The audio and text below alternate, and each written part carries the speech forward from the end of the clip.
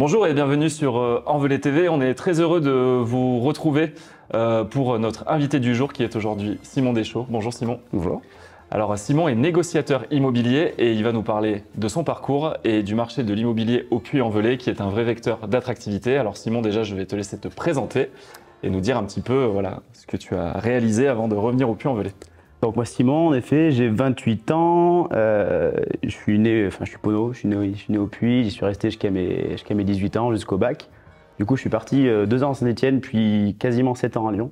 Et ensuite j'ai monté ma boîte à Lyon, une boîte dans laquelle je suis encore associé d'ailleurs, mais l'appel du Puy était un peu trop fort, du coup c'était très bien à Lyon, c'était une très belle ville, mais je ne m'y voyais pas m'y installer durablement et du coup aujourd'hui je suis au Puy et je suis très heureux, quoi. Mais c'est aussi là où je me suis rendu compte que le Puy, ça a changé entre le moment où je suis parti et le moment où je suis revenu, et qu'aujourd'hui, des opportunités professionnelles, il y en a plein.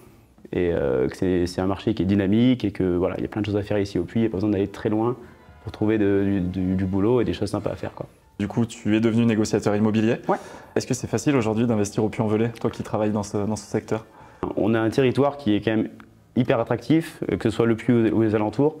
La Haute-Loire, sur les 5-10 dernières années, est devenue beaucoup plus touristique. Il y a beaucoup plus de choses qui s'y passent, hyper dynamique.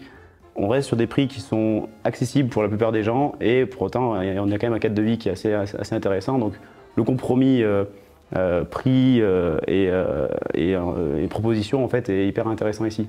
Sur les ventes de cette année, par exemple, il y a un bon tiers, sans mentir, ce sont des gens qui viennent de l'extérieur. Parisiens, lyonnais, des gens du sud qui quittent, faut le dire, des fois l'insécurité des grandes villes, qui quittent les bouchons, qui quittent les prix qui deviennent impossibles là où ils habitent, qui veulent de la tranquillité, qui veulent du cadre de vie, qui viennent chercher ça ici. On est face quand même à une crise, on va dire, au niveau du pouvoir d'achat, au niveau de l'immobilier, vous n'êtes pas épargné aussi. Comment tu le perçois, toi, ça justement Je pense qu'on est, en effet, les taux bancaires augmentent pas mal et c'est dû à des choses qui sont un petit peu macro où on n'a pas forcément la main dessus. Ceci dit, il y a pas mal d'opportunités pour des gens qui ont notamment de l'apport en ce moment. Et on est sur les prix partout en France, notamment ici, étaient devenus assez hauts du fait des taux d'intérêt très bas. Et là, je pense que si les taux se stabilisent, c'est ce qu'ils sont en train d'annoncer. Si les taux se stabilisent, on est en train de rétablir un petit peu la relation acheteur-vendeur qui était devenue déséquilibrée, trop au profit des vendeurs.